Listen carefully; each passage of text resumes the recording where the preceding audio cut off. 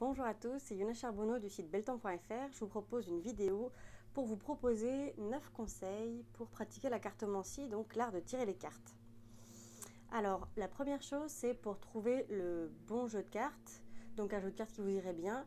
Il y a un conseil qui est donné parfois qui est de suivre l'esthétique des cartes, donc quel est le jeu de cartes qui va vous attirer. Alors, c'est un conseil que j'ai moi-même expérimenté et que du coup je ne recommande pas parce que j'ai pu constater que des fois on accroche vachement avec la manière qu'a de dessiner la personne qui a créé le jeu, ou des fois ce sont aussi des personnes différentes entre celle qui crée le jeu et celle qui va dessiner, et donc on va accrocher avec l'énergie du dessinateur mais pas forcément avec l'énergie de la personne qui a créé le jeu. Donc même si c'est vrai que c'est très agréable d'avoir un jeu qu'on trouve très joli, pour vous parler de mon expérience, j'en ai eu plusieurs que j'ai dû mettre de côté parce qu'en fait vraiment ça me parlait pas. Et au contraire, j'avais des jeux qui, les cartes, je les trouvais pas spécialement jolies et pourtant elles me parlaient énormément, et quand je tirais les cartes avec ces jeux-là, ça marchait vraiment bien. Donc ne pas faire attention à l'esthétique des cartes. Et du coup, les deux manières pour moi qui pour l'instant sont les seules que j'ai pu expérimenter qui étaient vraiment bien pour choisir un jeu de cartes, c'est la première, pouvoir le tester chez quelqu'un.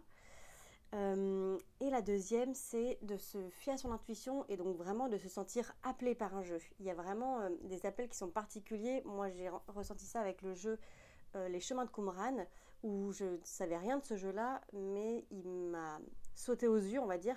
Et donc, sans rien chercher comme au niveau des commentaires, je l'ai acheté et c'est vraiment un jeu que maintenant j'utilise énormément. J'en ai parlé dans une des vidéos où je présente les jeux de cartes que j'utilise. Et ce jeu-là, les Chemins de Qumran, je l'utilise même en soin parce qu'il fait vraiment un soin rien qu'à faire le tirage. Donc voilà, les deux manières, c'est écouter son intuition, se sentir appelé par le jeu et pouvoir le tester chez quelqu'un. Voilà, donc ça c'était pour trouver son jeu de cartes. Le deuxième conseil, c'est le fait d'être tolérant avec soi-même et ouvert sur le fait que si un jour vous faites un tirage de cartes et que vous voyez que vous l'avez peut-être mal interprété ou que vous ne comprenez pas le tirage, c'est normal.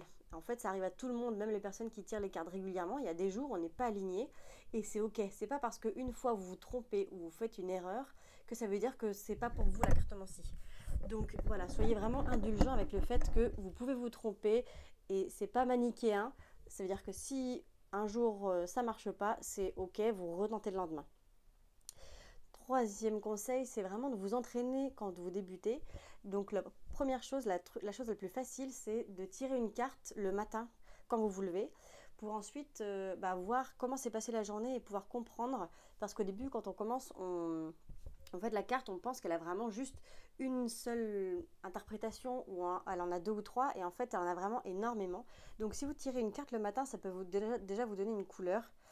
Aussi, sinon, vous pouvez faire sur une carte pour la semaine et enfin une carte pour le mois. Donc, par exemple, pour les 3 prochains mois à venir ou pour les 6 mois, vous les notez sur un papier. Et ensuite, au fur et à mesure, vous pouvez voir en quoi est-ce que cette carte-là va parler, va donner la couleur du mois.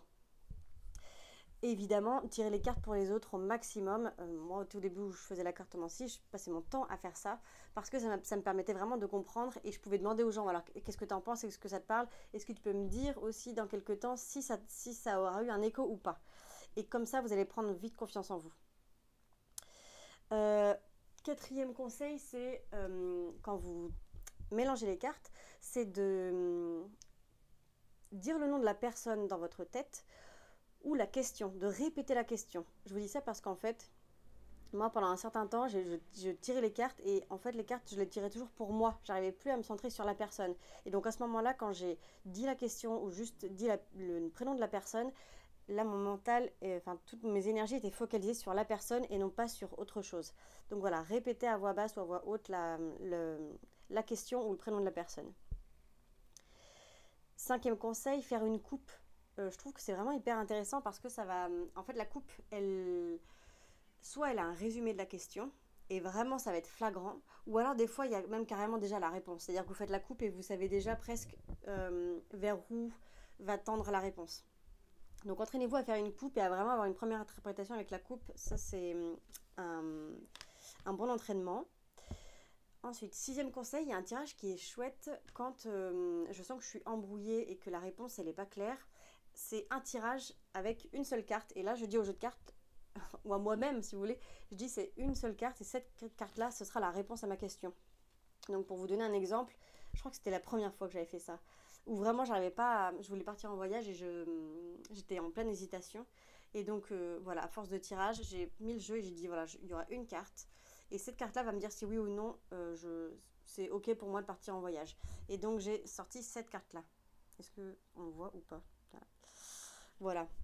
Donc parfois quand on s'embrouille la tête, le plus simple, on prend une carte et ça va vraiment nous orienter beaucoup plus facilement. Oui, septième conseil, en fait ça c'est quelque chose que j'ai fait au fur et à mesure, c'est je m'imaginais une situation qui m'était arrivée ou à quelqu'un, je me disais comment est-ce que les cartes auraient pu me prévenir, c'est-à-dire que quelle carte serait apparue pour me signifier telle situation, tel changement, telle évolution. Et donc je me suis rendu compte qu'au fur et à mesure, ah bah, telle carte en fait, ce serait celle-là qui m'indiquerait ça, alors que j'aurais pas pensé à ce genre de signification. Donc soit pour juste m'entraîner, ou alors sinon, avant même de faire le tirage, je me dis quelle carte pourrait sortir. Et en fait, vous allez voir, ça va vraiment développer votre intuition et votre clairvoyance parce que parfois les cartes vont arriver dans votre tête avant même de faire le tirage. Voilà, ça c'est vraiment top et ça va vraiment améliorer votre confiance en vous.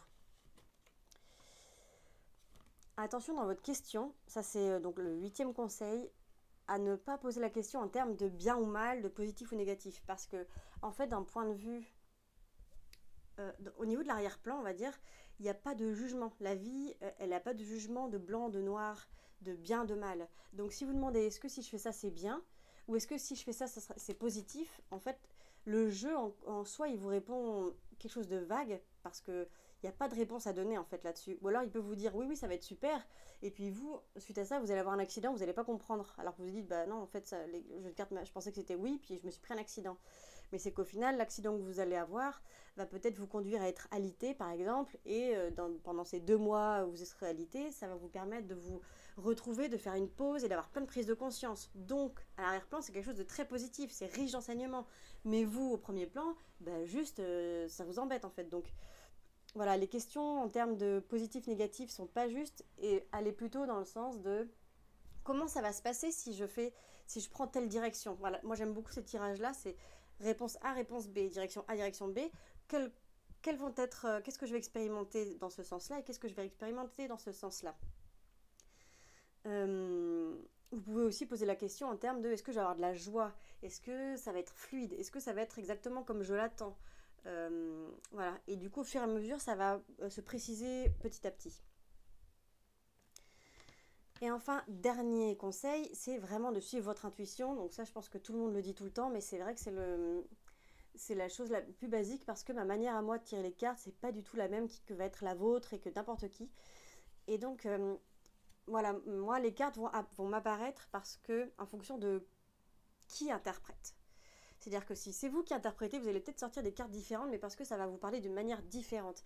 Et en fait, les cartes, c'est vraiment le moyen pour vous d'accéder à une connaissance qui est déjà là. Il y a la connaissance universelle et c'est juste un outil comme le pendule, comme n'importe quoi, pour avoir quelque chose de matériel, pour accéder à quelque chose qu'en réalité, notre inconscient, voilà, toutes les énergies, on va dire nos énergies le savent déjà. C'est juste un moyen pour y accéder. Donc vous pouvez parfois avoir les cartes qui apparaissent pour une personne et vous allez avoir une interprétation pour cette personne-là.